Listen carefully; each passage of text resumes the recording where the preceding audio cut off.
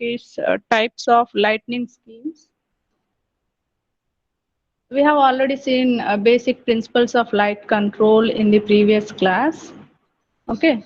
So today we will see what are all the different types of lighting schemes. It's an interesting topic. Okay. So if a lighting scheme is a good lighting scheme, it should be attractive. Okay. It should have commanding presence of objects, and it should enhance the architectural style of the interior of a building. Okay. So good lighting should always be attractive. It should have commanding presence of objects. It should enhance the architectural style of the interior of a building. Just for example, I have downloaded some images. I'm showing you. You can clearly see each and every object in this room for based on the given lightning. Okay, based on the given lightning in this room. Okay, so you can see some lamps that are placed just above the table, this table. Okay, so the main purpose of these lamps is to provide proper illumination on this table. You can see a smaller lamp here which is nearby to this wall. So the main purpose is to lighten this wall. So here you can see one more small lamp. The main purpose is to enhance the beauty of this whatever image or painting, whatever it is there here. Okay, so you can see here and there at many places you can see table lamps are also there besides to these sofas. Okay, so it should be commanding in nature. It should be attractive. Okay, so here also you can see one more image. Okay, so proper illumination is there in this. Okay, and it is making everything very interesting to look after. Okay, these rooms are looking very interesting. Okay, just an example I'm showing you this. Okay, so let us go into the subject. Okay, so depending on the requirements, in just now I have shown you three images. So all these three images were belonging to the three different houses maybe, and depending on the requirement, people will fix the different types of lamps in their houses at different locations. Okay, it is not necessary that the lamp should be always installed on the ceiling. Okay, okay, it is not necessary. If some people are more artistic in nature, they would like to decorate their houses and they want to enhance the beauty of their house by the lighting decoration. So based on the requirement, they will use different types of lamps. Okay, so it is not always the purpose of lightning is not always for reading or writing, or it is not always that lighting should be always on the ceiling, so that the light should fall on only on the lower surface of the room. It's not the only purpose. Okay, so based on the requirement, the lighting can be categorized or classified into the following, such as direct lighting, semi-direct lighting, indirect lighting, semi-indirect lighting, or general lighting. Okay, so let us discuss one by one. Okay.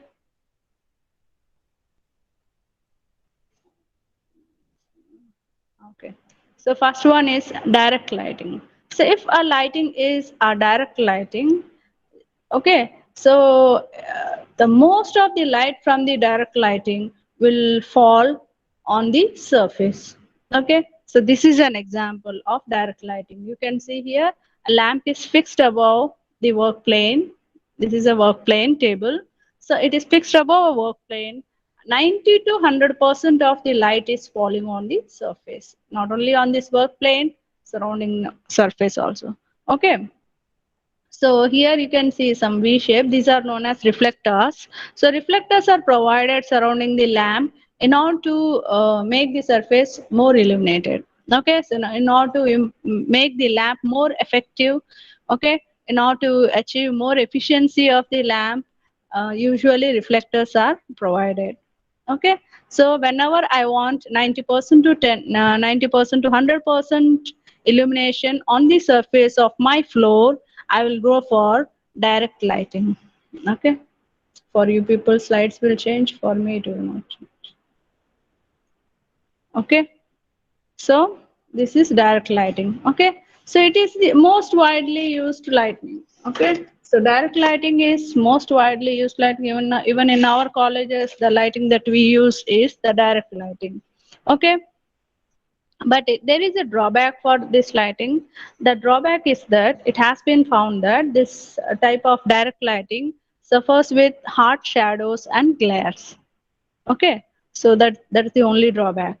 Okay, so you can see an image here showing dark shadows. Okay, so in this image you can see a room here. This is a direct lamp. Okay, direct lighting lamp that is placed here. Okay, so what type of lamp we have already discussed. Based on the syllabus, we have discussed some few lamps in the subject. Okay, so whatever may be the type of lamp here, irrespective of that, based on its position. Okay, it is fixed to the ceiling. So you can see dark shadows here. Okay, so direct lighting always causes dark shadows. Okay, and in order to make it more effective, we use reflectors. So you can see a dome shaped structure here. This is the reflector. This is also a reflector, and you can see with this is also a reflector. Okay, so usually these reflectors are made up of polycarbonate, prismatic, glass prismatic, or opal glass, or gray spun aluminum. Okay, okay. So in your last class, I think I have discussed about the opal glass and the frosted glass. Okay, so the only drawback is it causes shadows and glare, and you can make it more effective by using reflectors.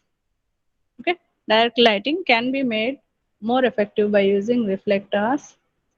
Okay, so while designing these direct lightning lamps, okay, it is means since it causes glare to the eyes, okay, it can be eliminated by using proper reflectors. Okay, not the one of the purpose means, of course, the efficiency can be improved by using reflectors. Even the glare to the eye can also be eliminated while designing these lamps. Okay, of course, by connecting reflectors, they will absorb, I have already discussed about the reflectors. They will absorb some of the light energy, and they will scatter the light in all directions.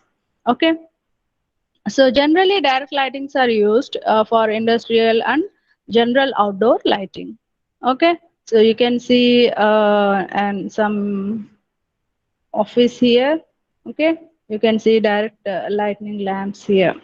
Okay, so this is the direct lighting. So what is direct lighting is? Direct lighting is that in which the lamps are fixed to the ceilings. Okay, and they the surface 90% to 100% of the surface is illuminated. In order to improve the efficiency, in order to make the surface more to get 90% to 100% illumination on the surface, these lamps are provided with reflectors. So you can see it is the reflector inside lamp is provided. Okay, and one of the drawback is that it causes glare and dark shadows. That is about the direct lighting. Next one is semi-direct lighting. Okay, semi-direct lighting.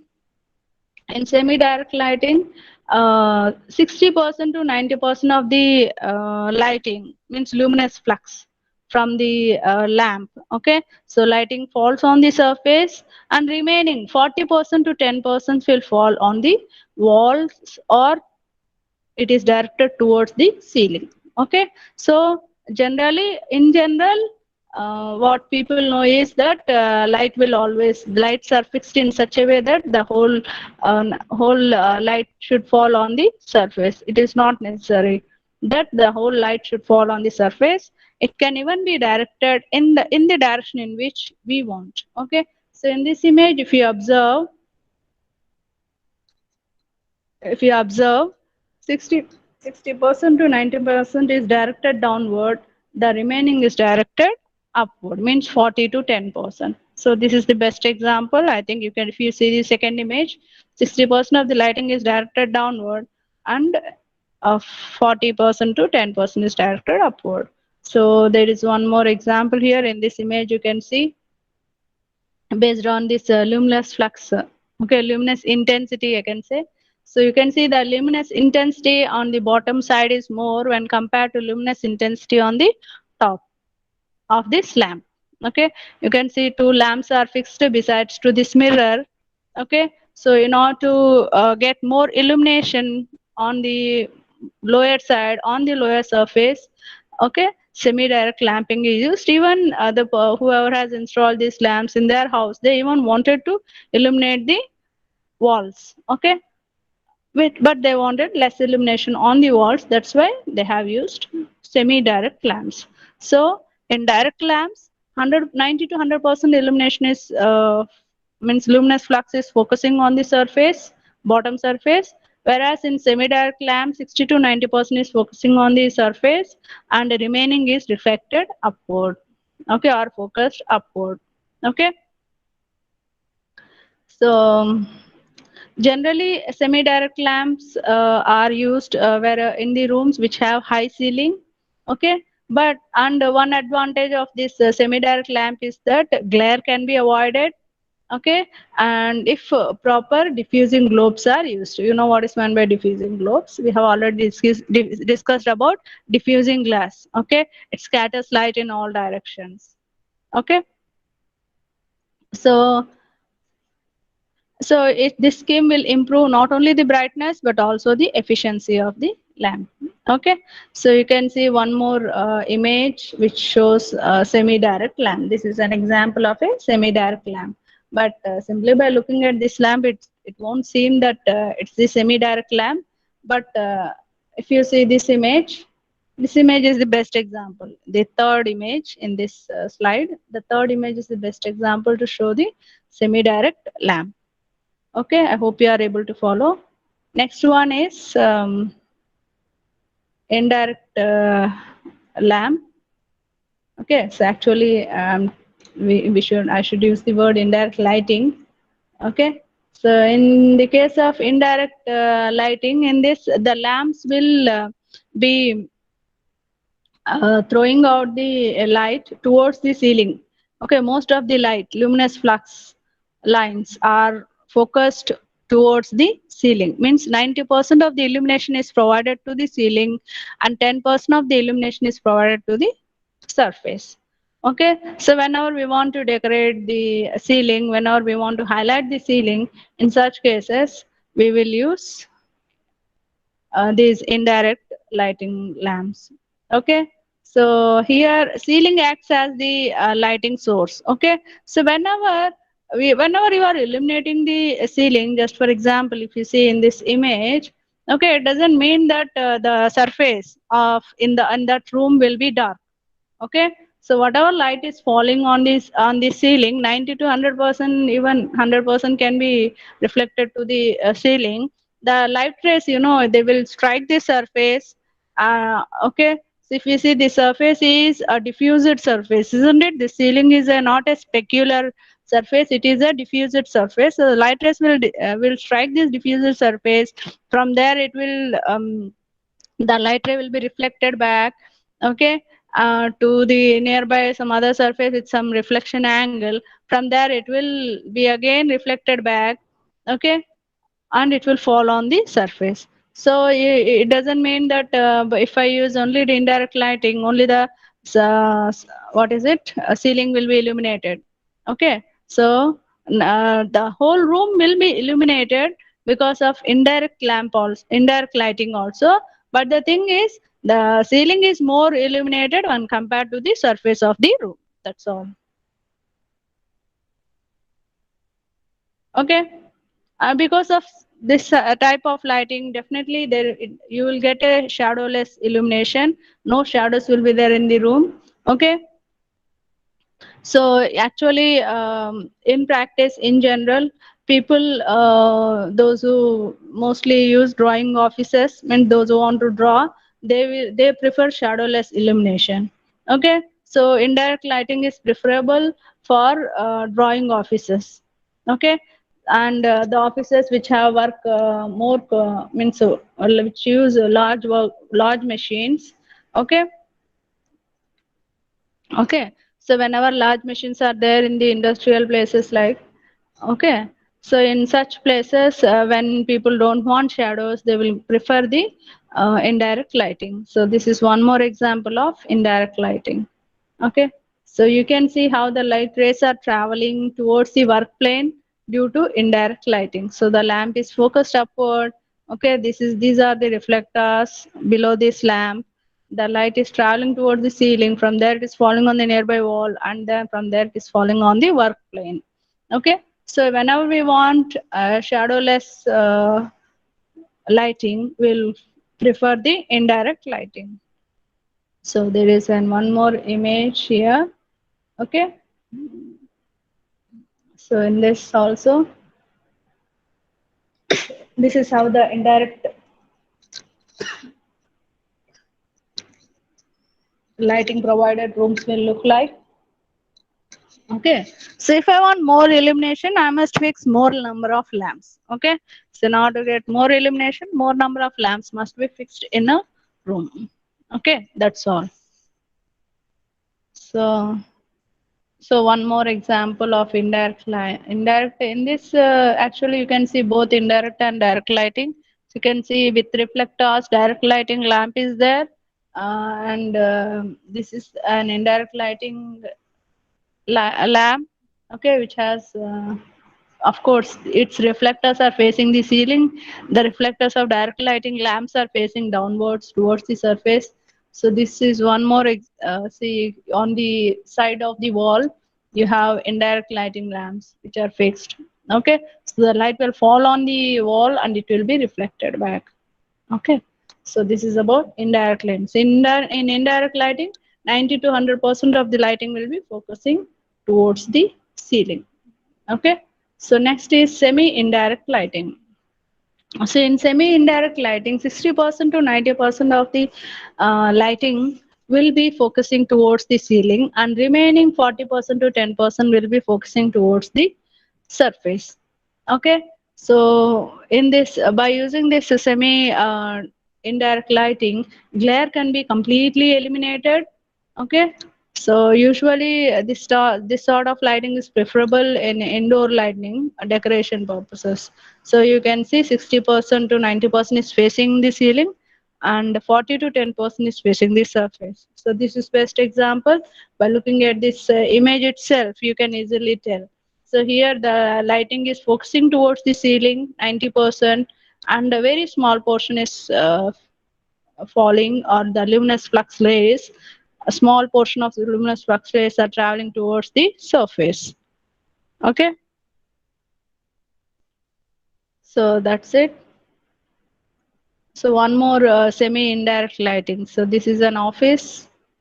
Okay, this is an office. In this you see almost 60 to 90% of the lighting is facing the ceiling, and remaining 40 to 10% is falling, okay, on the work plane. And you can see there are no shadows. Light is uniformly distributed throughout the room. Okay, so this is about semi indirect. Next is general lighting scheme. General lighting scheme, mama.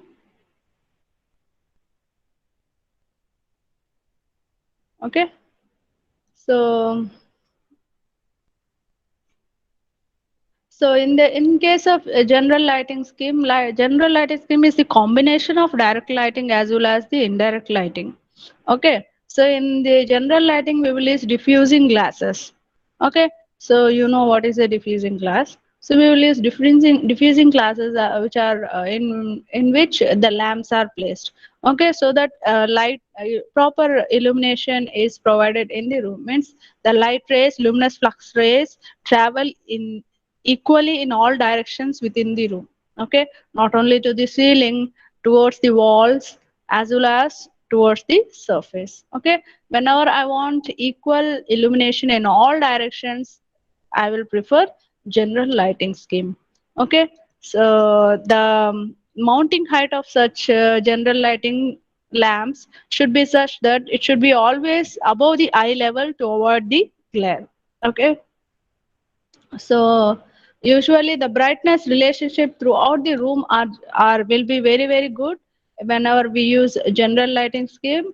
Okay, so the upward light, which whatever light rays are, since the light rays distributed uniformly, the whatever light rays, luminous flux lines are traveling towards the ceiling, they will soften the shadows of the direct light component. Okay, so some of the light rays are focusing towards the surface. Okay, so this is an example. If we see these lamps, this is where is it?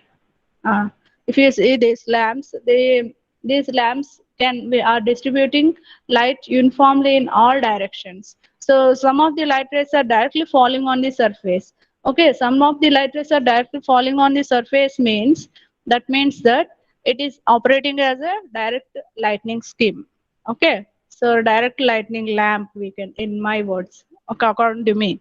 So definitely dark shadows will be formed here and there. Okay, so whatever light rays are traveling towards the ceiling, they will be reflected back towards the surface, and they will soften the shadows that are induced on the surface because of direct lightning flux lines traveling from the same lamp.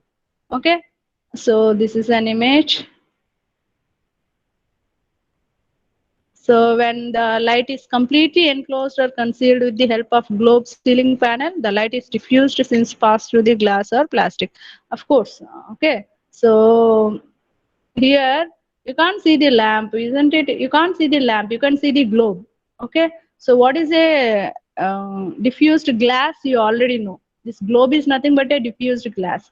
So diffused glass will scatter the light rays when they enter into that glass, that you already know. So whatever comes out from this diffused glass, it will be distributed evenly into the room.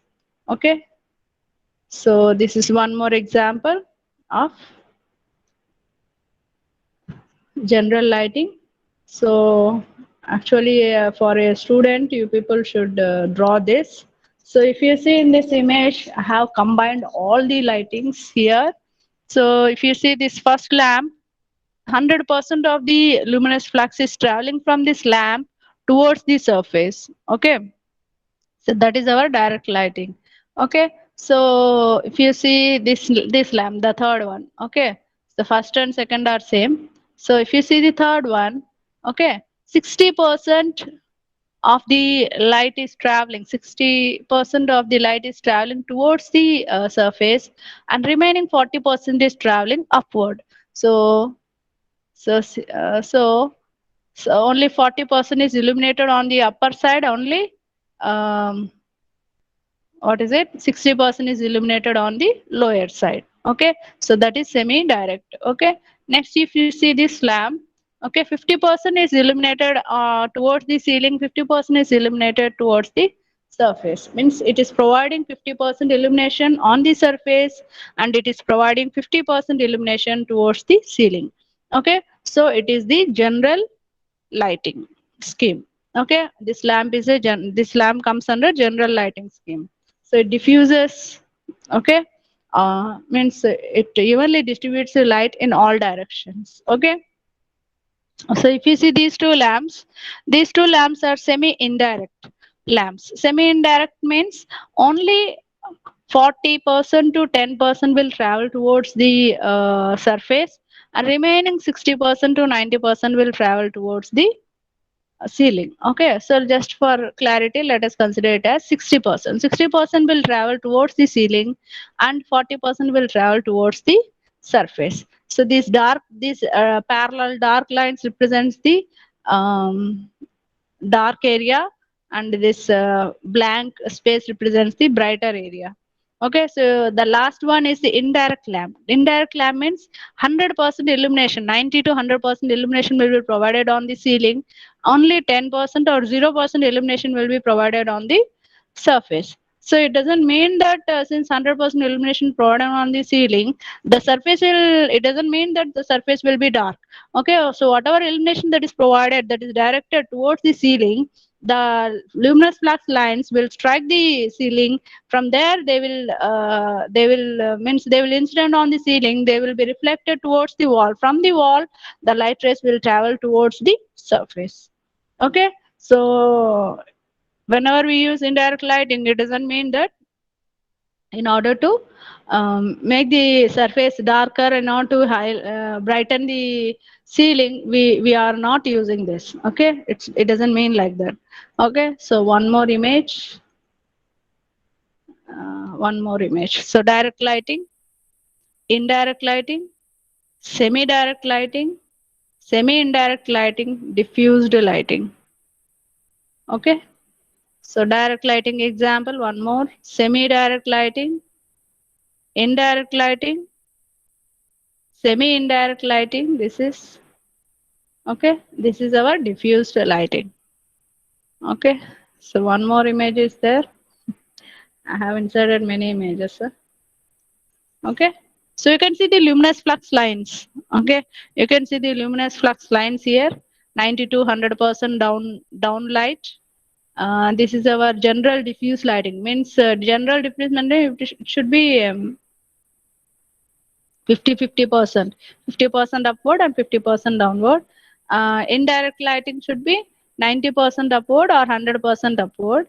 Semi-direct means 60% downward, 40% upward. This light, you can see the arrow marks which show the direction of the luminous flux lines. Okay, so this is about different types of lighting schemes. Okay, so next one is design of lighting scheme. Okay, so design of lighting scheme, let us discuss. So lighting scheme should be such that it may provide adequate illumination. Okay, it is well known. Okay, why we use lights? The purpose of lighting a room is to get adequate illumination. Okay, and whatever illumination that is provided by these lamps which we are using in a particular room, okay, that illumination should be properly or evenly distributed. Means the luminous flux line should be evenly distributed throughout the room, as well as, especially if I am writing or reading for writing purpose or reading purpose, if I want proper illumination in a room, sufficient illumination should be there on the work plane.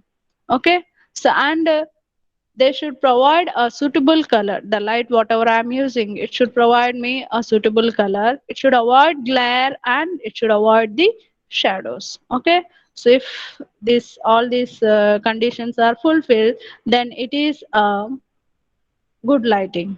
Okay, so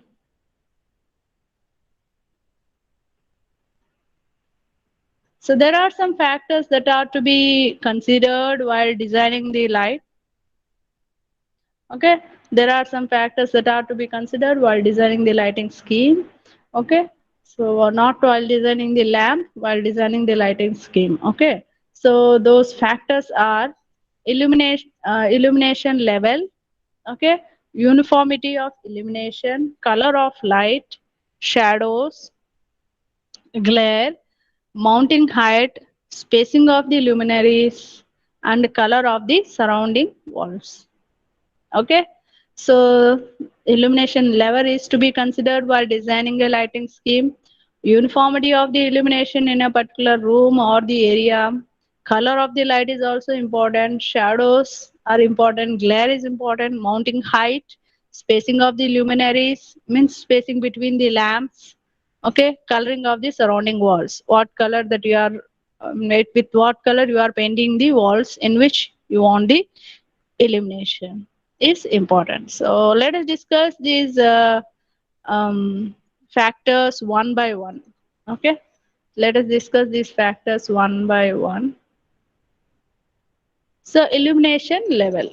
Okay, the first factor is the illumination level. So sufficient illumination in a room is very important. Okay, if sufficient illumination is there in a room, then only we can see our surroundings. Okay, okay, unless it is a light source. Okay, means if there is a light source in a room, a number of light sources are there, so the illumination due to one light source is not required for the illumination of another light source. Okay, because it itself can provide sufficient illumination in the room. Okay, so The main role of the illuminating object is to distribute the light evenly throughout the room so that we get distributed brightness in the room. Okay.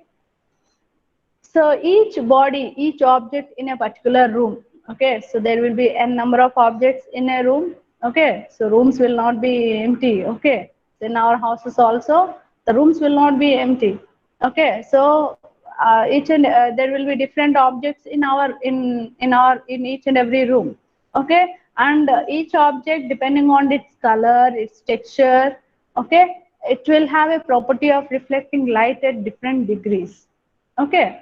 So it is this differential brightness which gives essential perception of details. Okay. So depending on the body color, okay, of the object on which the light is falling. Okay. So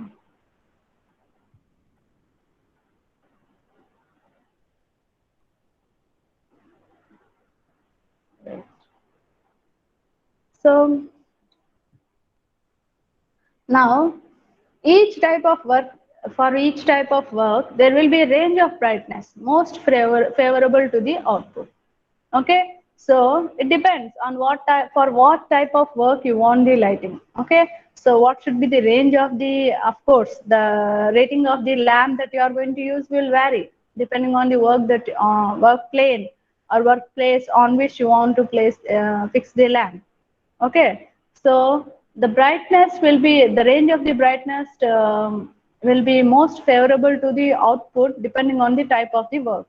Okay, so it should cause, what the lamp should cause minimum fatigue and it should give maximum output, okay, in terms of quality and quantity.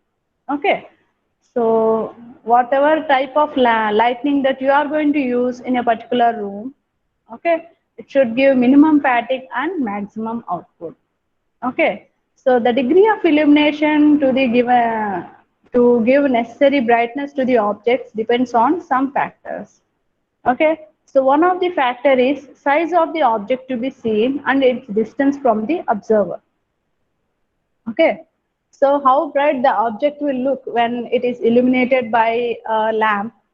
Okay, it depends on what is the size of the object and how far it is from the observer. Okay, so now why do we illuminate the room?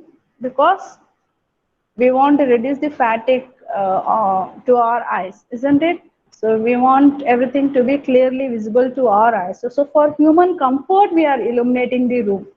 Okay. So if the object is at a greater distance from the observer, it will look smaller. We already know that. Okay. Far away objects will look smaller and nearby objects will look larger in size. Okay, so if I want to see a faraway object, I require more illumination, isn't it? I require more illumination to see the faraway objects. Just for example, if you see in this image, okay, where is the image? Sam have gone far away. So if you see in this image, there is an Eiffel Tower here. Okay, so when I'm looking at it from a very long distance, it seems very small. Okay, if I go nearby to it, if I go and stand nearby to it, I can't even clearly see the whole Eiffel Tower from nearby. I can see only parts of it. I can only see the bottom part of that Eiffel Tower. That's all. Okay, so I can't see the whole image of that Eiffel Tower. Okay, so if proper illumination is not there, if I'm looking at a faraway object, then I can't recognize it clearly. Okay, I can't identify it clearly. Okay. So that's it. Okay. So degree of illumination to give necessary brightness to the object, it depends on one of the factor, that is size of the object to be seen and its distance, okay, from the observer. One more thing, one more factor that is to be considered to get proper brightness of the object depending on the degree of illumination. Okay, for you people it has already changed, for me it won't change at all. One more factor is that the contrast between the object and the background. Okay, so if you see in this image, if you observe carefully, how the wall color is matching with the balloon. Okay, the wall color is matching with these balloons. So the wall color is actually it's not blue color. Okay, there is a name for it. I am unable to recall it. Okay, so just for example, if you see the wall color is similar to these balloons. Okay, so there is no contrast between this balloon and this wall. Okay, so proper illumination is not provided here. Okay, so then I can't identify the, I can't recognize the I can't recognize the balloons with respect to the walls. They will seem as if the proper illumination is not there. They will seem as if there are no balloons at all. Okay, so if you see there is a red balloon here. Okay, so which is exactly in contrast with the color of the wall. Okay, so when there is proper contrast between this red balloon and the wall, the illumination required to identify this balloon is less. Okay, so whenever there is a proper contrast between the object and the background, then the illumination required will be less. When there is no proper contrast between the object which is to be illuminated and the background, then the illumination required will be more. Okay, so two factors are to be considered here. One is, okay, the degree of illumination will depend on two factors. Okay, one is size of the object and one is another and distance at which the object is there from the observer. Other one is contrast of the object with respect to the contrast of the object with respect to the background, and one actually one thing that we can we people already know that if we are seeing means if I am looking at an object for longer duration of time, then I need more illumination. Okay, so more illumination is required whenever we look at an object for longer duration of time. One more thing is, whenever we are looking at a moving object when compared to stationary object, more illumination is required. Okay, so more illumination is required for looking at a moving object and compared to stationary object. Okay, so if you see a train is moving here, okay, so if proper illumination is not there, I can't identify the compartments of this train. Of course, I can only see the lamps which are glowing in front of this train. Okay, so as the distance varies with respect to the object, okay, as the contrast between the object and the background varies, okay, the degree of illumination required will also vary. Okay, so according to, so there are, these are the recommended levels of illumination for different aspects. Okay, like proofreading. So whenever I want proofreading, the illumination required. So, and whenever drawing, for drawing purpose, the illumination required is 55 to 95 lux. For reading purpose, we require 95 to 185 lux. In museums, 35 to 55 lux illumination is required. In bedrooms and waiting rooms, 8 to 32. In hospitals, 5 to 10. In hotels and restaurants, okay, at reception, dining room and bedroom, 50 to 200. At accounts and writing desk, 300 to 400. This is to just to give you some information, that's all this data is. Okay, so in power stations, okay, in power stations, boilers will be there, turbine stages, transformers, switchgear equipments will be there. So you need around 100 to 150. In control rooms, okay, so in canteens, so this is all, these are all the luminous ranges for based on the requirements. So this is the data. Okay, and